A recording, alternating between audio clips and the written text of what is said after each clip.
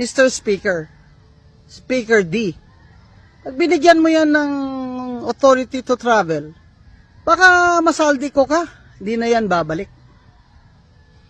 Si Romualdez pa, ang dami kaya sigurong pera niyan tinago sa iba-ibang bansa. Ano ba sakit niyan? Ha? Walang gamot sa ganid. Ano? May sakit daw si Martin Romualdez, also known as Martin Luther King. Aba, yung lusog-lusog niya. Di ba? Lusog-lusog niya.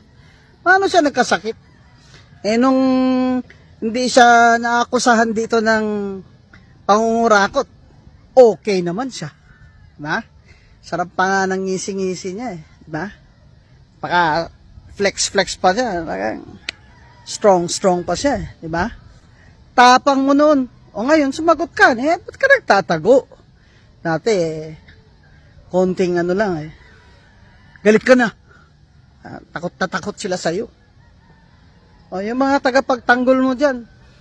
Ano ba sakit niyan? Ha? Walang gamot sa ganid. At saka, ang galing-galing ng mga doktor dito sa Pilipinas eh. Hindi ka kayang gamutin. Oh. Nahihirap yan. Mr. Speaker, Speaker D, pag binigyan mo yan ng authority to travel, baka masaldi ko ka, hindi na yan babalik.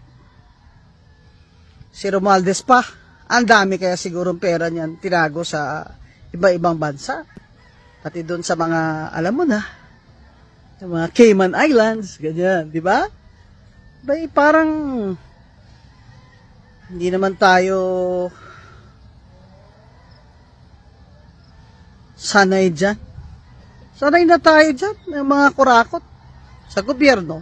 May mga bank account sa ibang bansa na tinatago pa nga sa hindi nila pangalan.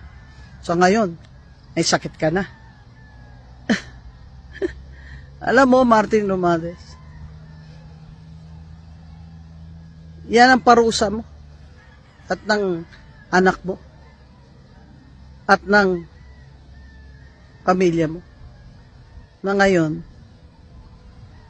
ay tinatagurian ka ng ikaw ang pasimuno nitong lahat ng grand corruption sa budget ng bansang Pilipinas.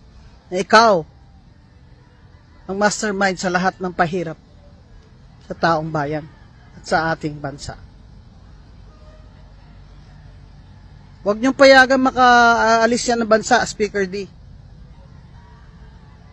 Walang sakit yan. Managot siya. Umarap siya. Managot siya. Umarap ka, Martin Romualdez. Umarap ka.